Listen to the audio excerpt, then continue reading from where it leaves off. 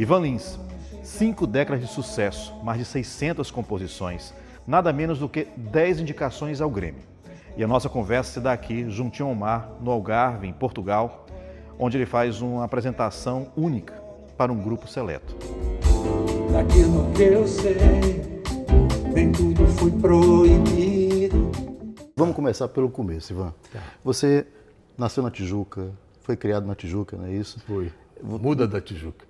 Um dos bairros mais tradicionais do Rio de Janeiro. Estudou no Colégio Militar, filho de militar, e entra para a música, explode nos festivais, justamente num momento muito difícil do Brasil.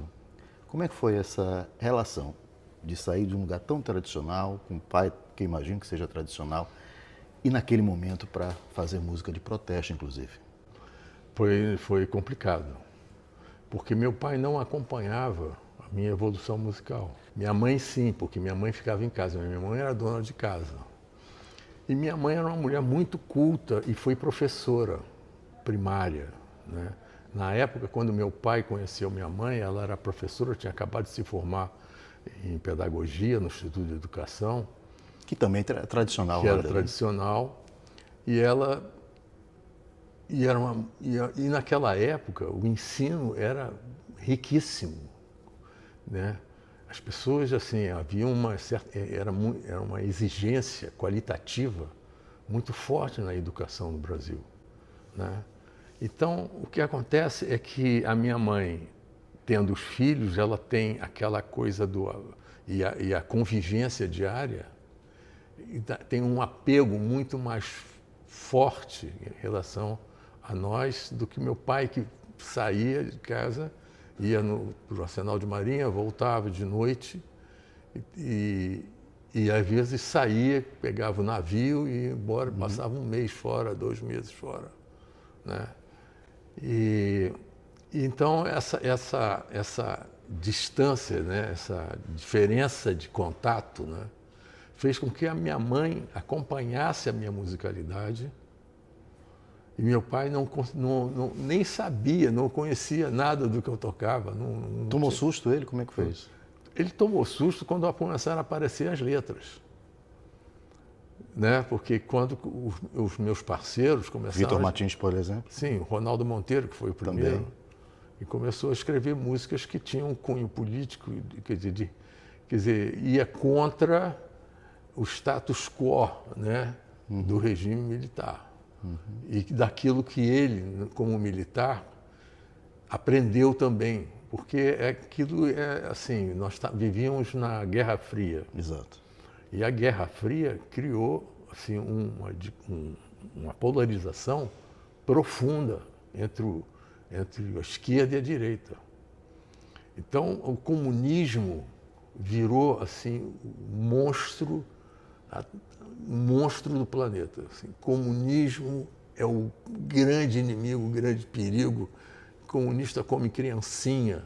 E como é que você se posicionava nesse momento politicamente? Eu, quando comecei a fazer música, eu não tinha nenhuma posição política, porque eu era músico. Quando você começa com música, você não está nem ligando para texto, você não está se preocupando em... Porque não tinha letra mesmo, então era só melodia, harmonia, né? Tocar solos e não sei o que tal. Minha influência era de bossa nova e jazz. Você morou nos Estados Unidos quando criança, não foi isso? Sim, morei quando eu fui dos 2 aos 5 anos de idade. Eu cheguei no Brasil, fui de 1947 a 1950, quer dizer, o começo violento da Guerra Fria. E a bossa nova começando no Brasil, e o jazz muito forte nos Estados Unidos. No final dos anos 50 e tal, começou. E aquilo tudo, eu era extremamente musical. Extremamente musical. Minha mãe sabia que tinha um dom de música que era acima da média. Mas aí você foi fazer engenharia química. Fui fazer engenharia Chegou química. A se profissionalizar mesmo, fez pós-graduação e tudo. Sim. A relação, eu sei que tem relação matemática e música, mas engenharia química, moléculas, tem relação com notas? Não, mas eu achava que tinha relação com criatividade. Porque eu sempre fui muito criativo. Eu era inventor, assim, eu criava coisas, assim, soluções para resolver um problema de estática, de eletrônico. Lá em casa, minha mãe chamava, pô, queimou isso aqui. Eu ficava, peraí, eu pegava o fio. Isso aqui, se eu ligar, não sei o que, ligar aqui, funciona, não sei o que. Eu era muito curioso. Então, a minha infância, minha juventude, era muito criativa. E eu achei que, fazendo química, eu ia ser famoso por criar produtos químicos, né? Que iam salvar o mundo, que iam fazer isso, fazer aquilo. Eu achava que se você misturava um negócio branco com branco, dava um azul lindo. Né? Eu achava aquilo sensacional. Mas tinha arte aí nesse meio. É arte, mas é arte, né? Então, eu sempre fui muito assim atraído por arte, pela criatividade. Eu achava que aquilo ia dar alguma coisa. Não deu em nada, porque já estava tudo feito, entendeu? Eu entrava no laboratório, entendeu? Aí eu tinha que fazer as pesquisas, descobrir os componentes de um líquido qualquer, entendeu? Aí você tinha que ir tirando bromo, aqui depois tem sulfato, depois aqui tem ferro, não sei o que e tal. E ficava assim, pronto, legal, achei, tá, e tá lá, não criei nada, entendeu? E fui me decepcionando. E a minha irmã mais nova, que é 2 anos mais nova do que eu, fez arquitetura. Quando eu cheguei no 3º ano, ela entrou no 1º ano. E aí eu ia no quarto dela, ela com a prancheta e tal, lá, fazendo aquelas coisas assim. Eu era assim, tipo, minhas matérias favoritas Geometria do descritiva, colégio né? militar, geometria, trigonometria, matemática, desenho. Sim. Né? Então, e quando eu fiz o meu teste psicológico, psicotécnico, né, para saber o que se deu, a primeira coisa que deu foi arquitetura, depois deu química. E música não apareceu? E música não apareceu, não porque aqueles técnicos psicotécnicos, quer dizer, eles... Mas tinha aquele do interesse, porque não tinha no teste, não tinha que você tinha que escolher interesses e tal? É para você escolher, saber quais seriam as profissões que você poderia seguir profissionalmente. Música não estava incluído, nunca foi incluído pelos militares ainda por cima. Não ia mesmo. Não ia mesmo. Música é hobby, eles não encaram isso E como teu uma pai profissão. tentou de todo jeito Tentou de todo jeito. que você não fosse músico, fosse seguisse engenharia. Como é que foi isso? Ele ligava para os... Porque como ele trabalhava com engenharia civil e já estava na reserva, já estava... Ele conhecia donos de fábricas de cimento, de uma série de... onde envolviam química, né? Assim, olha, você vai fazer uma conversa com fulano de tal, que ele é presidente, ele já ia logo No topo. no topo, né? E eu fugia. Assim, eu não estou E já tinha aí Amor é o Meu País, lançada e ganhando o festival, Sim, né? sim, já tinha já tinha Madalena, Já tinha Madalena. gravada por Elis Regina, simplesmente. Simplesmente. E mesmo assim ainda estava sendo Eu tava, levado à engenharia ainda química. tinha que satisfazer meu pai. E qual foi o dia que você disse, que hora, não dá mais? Foi quando eu fui fazer a entrevista para o Cimentos Barroso, né, que é a fábrica em Barbacena, em Minas. E acabou a entrevista, ele falou, você já tem lugar garantido lá, o salário não vai ser, no começo, não vai ser aquele salário, mas pelo trabalho que você fez, eu levei uns trabalhos de 1 ano e meio, fiz 1 ano e meio de pós-graduação em cimentos. Nossa Senhora. Aí ele falou, se você, pela sua trajetória que eu vejo aqui, você vai acabar sentado aqui nessa mesma cadeira que eu. Para me dar uma força a mais ainda, né? Ele já devia ter, o meu pai já devia ter passado, né? Eu falei, bacana. Então, fui sempre extremamente muito gentil, muito educado com ele. Quando acabou a conversa, ele chegou, agora eu gostaria de pedir, se fizesse um favor para mim. Abriu uma gaveta, pegou 3 folhas de papel, pediu para eu dar autógrafo para a mulher dele e para as 2 filhas que me adoravam. Os bichos aí, eu falei, não tinha mal o que fazer. que eu estou fazendo aqui? Ali na hora, eu falei, papai, lamento muito. Quando eu saí, já fui tirando o paletó, que eu tinha paletó, gravata. Quando foi que ele te reconheceu? Levou tempo. ele ficou mal comigo durante uns 8 meses.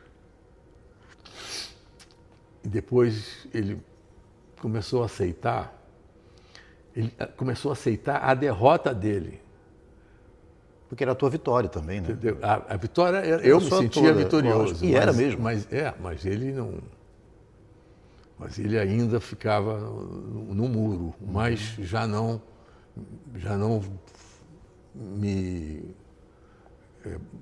batia de frente comigo, né? Aí ficou falando tudo bem, aí ele fiz que não prestava mais atenção, que não queria mais saber do assunto. Ficou, e aí a gente passou a ter uma relação de novo, legal, conversava, tinha os encontros de domingo com meus irmãos e todo mundo ia lá na casa dele, lá almoçar, no almoço de domingo e tudo. Ele ligava a televisão, aí tinha a Ayrton Perligeiro, o programa Ayrton Perligeiro, tinha aqueles programas de domingo de televisão, né? Meu pai adorava, e a gente tinha que assistir junto com ele. Então era muito engraçado. Você é de uma geração, embora você tenha chegado um pouquinho depois de Caetano, Gil, mas quando a gente vê a idade, assim, é mais ou menos a mesma idade. Você está chegando, estão nos 80. Né? Passamos a ficar na mesma geração, fazer parte da mesma geração. E é uma geração que se mantém relevante na música, né? Que mantém um público cativo e conquista novos públicos, os jovens gostam, né? Que eu não sei se eu estou enganado, mas eu acho que a geração anterior a vocês, até anterior um pouco à Bossa Nova, aqueles mais tradicionais, tudo, não conseguiram ter essa vida em evidência musical, né, artística. E hoje a gente vê você, Bethânia, Caetano, Gil, aí fazendo show, Martinho da Vila, né? Toda hora estão aqui em Portugal e tal. O que aconteceu com essa geração de vocês? O que vocês entenderam? Ou qual foi a sorte, talvez, que tenham tido ao longo do tempo para que conseguissem se manter assim? Eu acho que foi exatamente a ditadura. A ditadura, por exemplo, a Bossa Nova nasceu antes da ditadura, nasceu em 58, 59. Era um movimento completamente musical, não tinha nenhum contato com política. Era estético. Estético, era uma coisa simplesmente estética. E que começou a fazer. E tanto que você pega a parte literária da Bossa Nova, é tudo amor. Exato. Né? Flor, dor. Barquinho. Sim, barquinhos e tudo, mar, céu, luz, sol, entendeu? Era uma ode à cidade, porque nasceu no Rio de Janeiro, então se falava muito do Rio, que o Rio é lindo, que o Rio é isso, não sei o quê. Se tornou um fenômeno turístico muito forte, porque através da Bossa Nova, na medida em que ele começou a fazer sucesso internacional, melhorou o turismo do Brasil, aumentou o turismo no Brasil, as pessoas vinham ver as coisas maravilhosas que a Bossa Nova falava, mesmo em inglês, né? Porque quando saía, as letras eram em inglês. E aí veio a ditadura. Quando veio a ditadura, a música brasileira começou a se politizar, porque a ditadura, na verdade, era um movimento assim, extremamente duro, conservador, né, e violento. E ninguém aceitou isso. Eu me lembro que em 1955, quando o Juscelino foi eleito, o próprio Estado deu para a música um apoio fabuloso, entendeu? Nessa época, o Estado brasileiro, até 62, né, quando o Jânio teve que sair, o próprio Jânio e todos a parte, os políticos, eram todos muito afáveis com a cultura brasileira, o desenvolvimento da cultura brasileira, né? É um projeto de país também, né? Com Brasília, com desenvolvimento, tudo. Exatamente, foi um momento... E precisava da cultura para isso também. Exatamente, precisava da cultura para isso. E né, o Juscelino era o presidente de Bossa Nova. Exatamente. Entendeu? E em 62 eles endureceram, porque já havia antes, a partir de 1962, quando Jânio foi convidado a se retirar pelos militares, né? E principalmente porque ele deu uma medalha, a maior medalha brasileira para o Che Guevara. Pois. Entendeu? Aquilo deixou. Nós vivíamos na Guerra Fria, Cuba comunista. Pois. Cara, aquilo foi um tapa na cara dos militares brasileiros. Aquilo foi uma ofensa. Então, quando um presidente começa a fazer isso, entendeu? Eles acharam que o comunismo ia se invadir. O próximo passo. Era o próximo passo. E já existia Leonel Brizola, Jango, entendeu? Que eram chegados à esquerda. Eram cunhados, né? Exatamente. O Miguel Arraes também no Recife, por aí. Exatamente. E aí eles acharam que tinham que tomar uma medida enérgica contra, né, para parar isso, né? E apoiado pelos Estados Unidos, pelos países democráticos, mas principalmente pelos Estados Unidos. Isso influenciou muito essa geração, é isso que você acha que... Eu acho que sim, entendeu? Porque a música passou a ter um caráter mais político, mais de resistência, né? E muito metafórico, o que nos obrigou a famosa criatividade da metáfora. Por conta da censura. E aí tem conta de histórias censura, maravilhosas, tuas com a tem censura. Tem histórias fantásticas. Tem a Frequetar, por exemplo, que eu ouvi no Marcelo Tajo você contando aqui. Deixei você me frequentar demais, né? O que eles acharam? Você foi chamado para explicar isso. Fui chamado para explicar, porque frequentar parece coisa de né, saliência. Né? Exatamente. Parece saliência. Para usar uma palavra bem da época. Né? E isso era, entendeu? Era proibido, né? Havia um conservadorismo familiar, de costumes, era uma barra pesada. Entendeu? Então, pornografia, perto assim, qualquer coisa ligada a sexo, a essa O que lembrasse, que foi o caso. Como é que foi exatamente esse caso? Foi um erro, né? Foi um erro, era frequentar e a menina que bateu a letra não bateu o N, ficou frequentar. Foi para a censura? Aí foi para a censura, o cara queria saber o que é frequentar, assim, fui até meio grosseiro. Aí o Ronaldo, que é o autor da letra, virou e falou, ó, não é frequentar, é frequentar. A mulher errou. Aí ele, né? Mas meio perdeu essa chance, né? De botar um X assim, cortar a letra toda. Aí ele virou, tá, então. Aí corrigiu, botou frequentar com M. Pois. Aí a gente viu o nível do sujeito. Ele falou, 20 anos depois da Constituição de 88, que é o marco do fim desse período, vamos dizer assim, pelo menos o marco documental. Documental, né?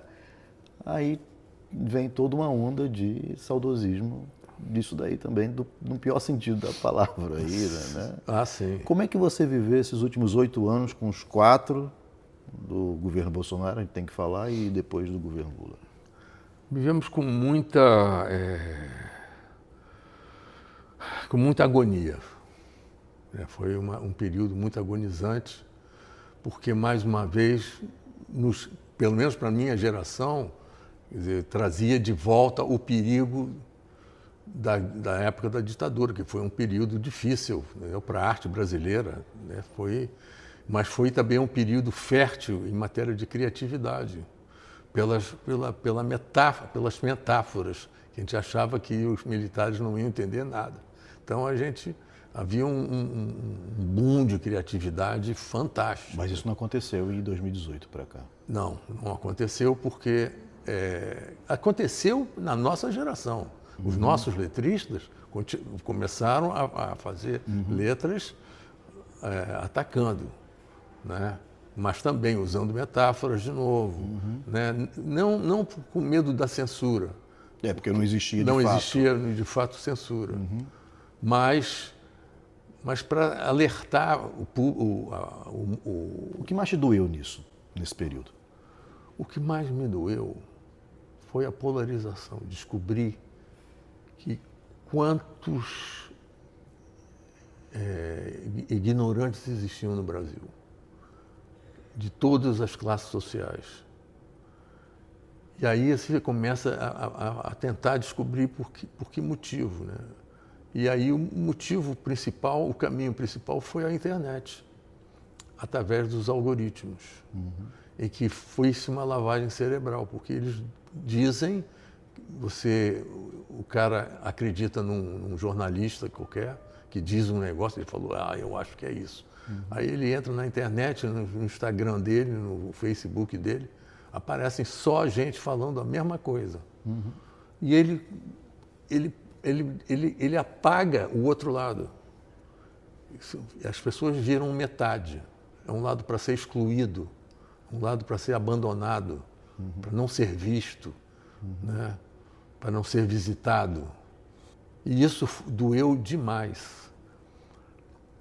Mas também tem uma coisa engraçada, porque a ignorância, ela não apaga o passado como a gente pensou que iria apagar. Por exemplo, eu vou te dar um exemplo típico. Nas vésperas da eleição de 2018, eu fui fazer um show em Vitória, que era um evento grande com o empresariado todo do Espírito Santo. Então era um evento assim, que empresários de toda, digamos assim, a área industrial, comercial, estava toda lá. E aí, 5 minutos antes de começar o espetáculo, o produtor veio a mim e falou assim, Ivan, desculpe, eu não tinha como te falar isso, mas 80% da plateia é bolsonarista. Meu Deus. Aí eu falei, é? Bom, já estou pago? Vou fazer o meu show normalmente. Cantaram tudo. Como é que pode? Eu não consigo entender como é que... Cantaram tudo. Não perceberam As nada. letras, tudo. Exato. Entendeu? Porque eu chamo isso de ignorância política. Isso é ignorância histórica. Eles cantam qualquer negócio se você não falar nada. Entendeu? Porque fez parte do passado deles. Da vida da pessoa. Da vida né? da pessoa. Entendeu? E aí como é que você vê agora, ano de eleição, o que você imagina que vai acontecer daqui para outubro? Eu estou muito preocupado, porque eu acho que a internet, na verdade, a internet, na sua cúpula, entendeu? Sua cúpula comercial, na sua cúpula existencial, ela é bilionária, né? Está na mão de bilionários de direita. Ela é toda capitalista de direita. Então, eles têm o poder e o material para fazer as lavagens cerebrais que eles quiserem. Entendeu? Se bem que hoje vários países estão tentando bloquear isso através de leis locais para tentar cortar essa lavagem cerebral. Porque é covardia. E você falou agora do algoritmo, né? E também tem esse impacto na própria indústria musical, né? Você passou pela ascensão da TV no Brasil, né? Dos festivais primeiro, sim. Depois da popularização enorme da TV que chega ao Brasil inteiro e você é um dos artistas que faz muito sucesso nesse momento também. Depois no boom da indústria fonográfica, que eu acho que foram os anos 80 ali, 70, 80, 90 também. Aí depois vem a mudança de plataformas, vai para o CD, vai para o streaming, e agora? Meu amigo, eu não sei. O futuro é imprevisível. E como é que se consegue sobreviver neste momento agora, com essa coisa tão efêmera? A gente sobrevive através dos espetáculos ao vivo. É no nosso ganha-pão hoje. Quantos aí tentaram parar a carreira pela idade e tiveram que continuar fazendo show? Gilberto Gil, Caetano. Eles queriam parar. Então, e as mulheres, as esposas, que normalmente são ligadas são empresárias deles, falam assim, você não pode parar não. Tem que pagar a conta disso. Então, eu eu comecei a tomar uma atitude da seguinte forma: vou começar a vender minhas coisas. Tudo que eu construí, entendeu, de bens, através do período em que não havia nada disso, né? Eu vou desapegar. Porque sou eu e minha mulher, tenho filhos criados, todos trabalhando, né? E meus netos estão muito bem encaminhados, porque os pais são muito bons. O que eu vou fazer? Eu vou desapegar e fazer uma vida simples. Eu não preciso mais carregar nas costas despesas de uma casa na serra, outra casa não sei aonde. Estou vendendo tudo. E fazendo show. E fazendo show. Mas aí o show começa a não precisar pagar, o dinheiro do show já não paga os gastos, entendeu? De uma estrutura grande. Da estrutura grande que eu criei. Você falou no TAS também, eu acho que também em outra entrevista que eu vi sua, dessa questão do streaming, que para você ganhar um real, são quantas vezes que tua música tem que tocar? Era coisa de 20 mil. É, por aí. 20, 30 mil vezes. E aí você ganha R$1. É um absurdo. É um absurdo. O streaming, para você dizer assim, por exemplo, do bruto, do que a internet ganha, quer dizer, as big techs, né? O dinheiro que entra, 50% fica para os fornecedores de repertório. Quem são os repertórios? São as gravadoras. Então, 50% são para as gravadoras. 30%, e das gravadoras, elas pagam royalty pelos discos. Quer dizer, então eu recebo royalties, né, de um disco meu que é comercializado na internet.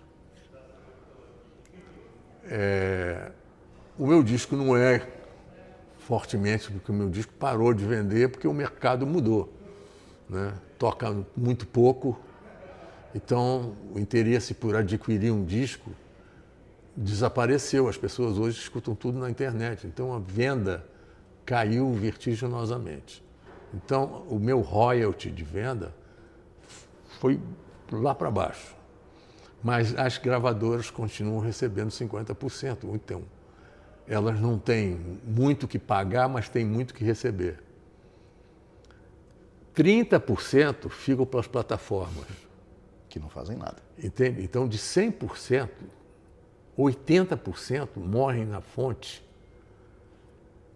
E a gente não vê nada, só royalty e autoral de venda.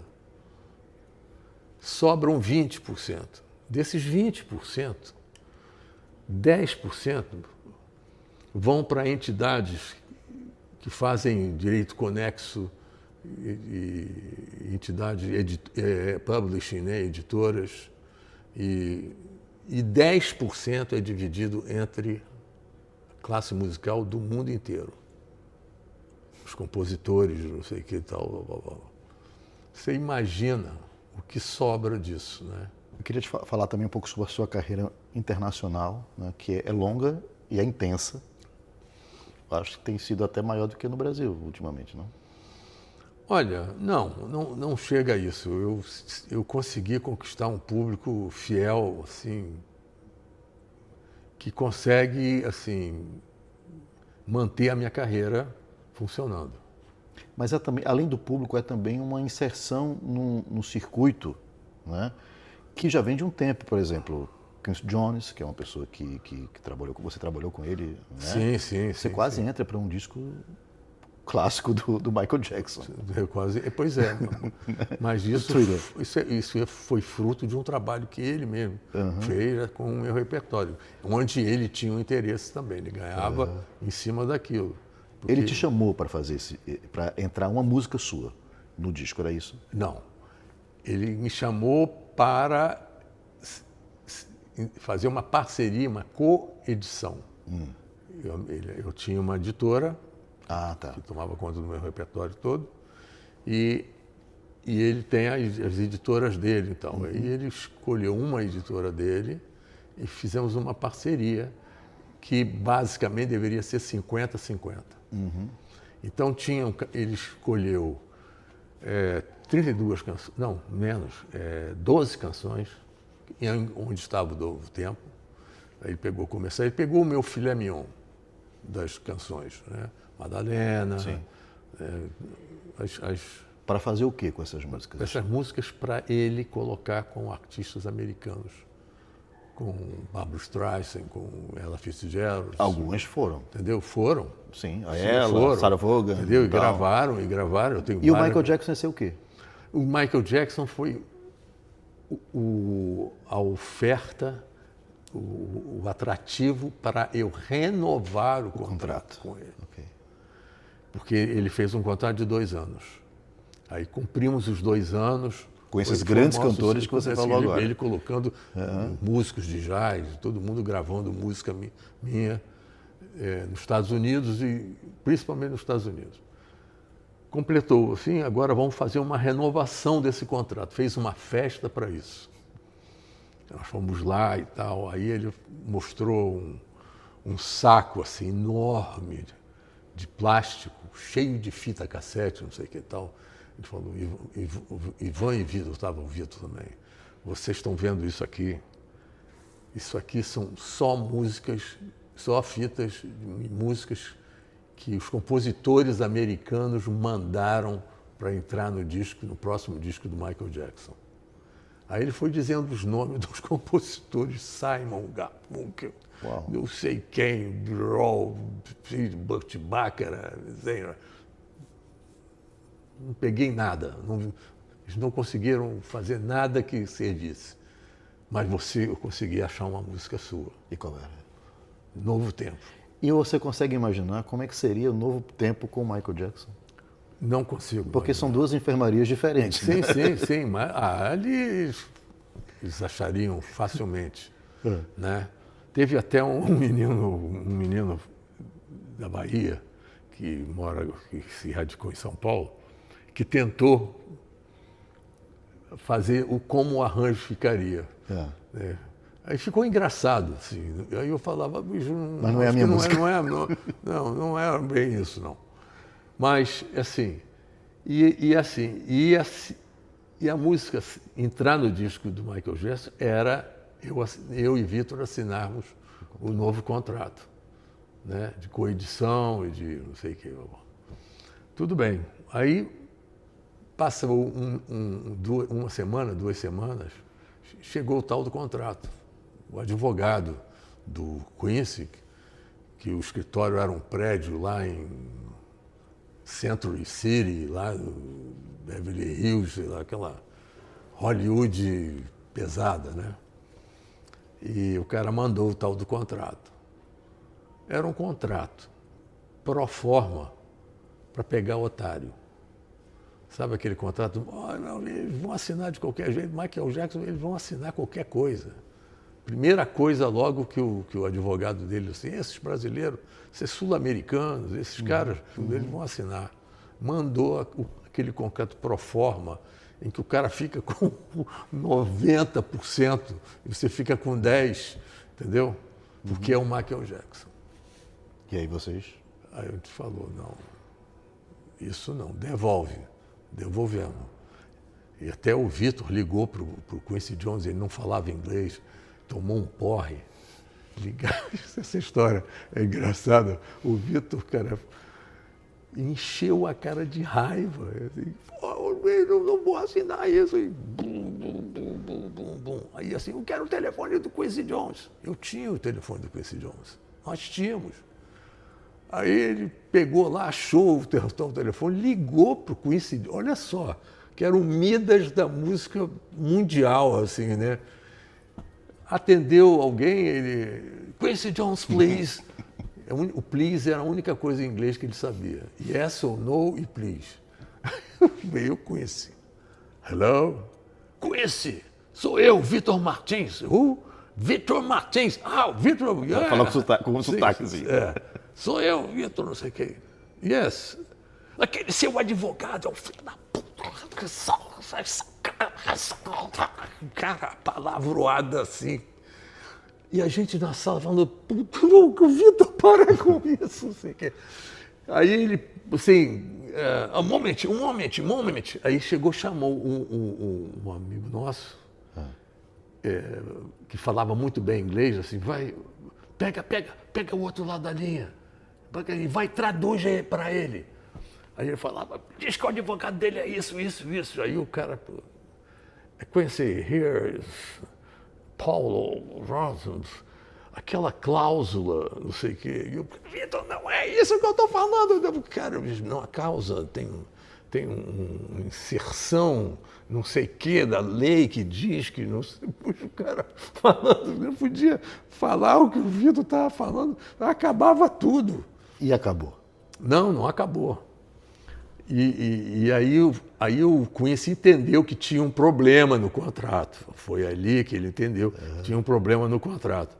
Aí ele falou para esse amigo meu, falou, não, nós vamos rever o contrato, vocês vão receber daqui a uma semana um novo contrato, vou falar com o meu advogado. Aí tudo bem, uma semana depois chegou outro contrato. Mas a música não entrou. Porque ele veio de 90, ele baixou para 80. Aí falou, bicho, aí o Vitor falou, estão brincando com a gente. Vou pegar um advogado.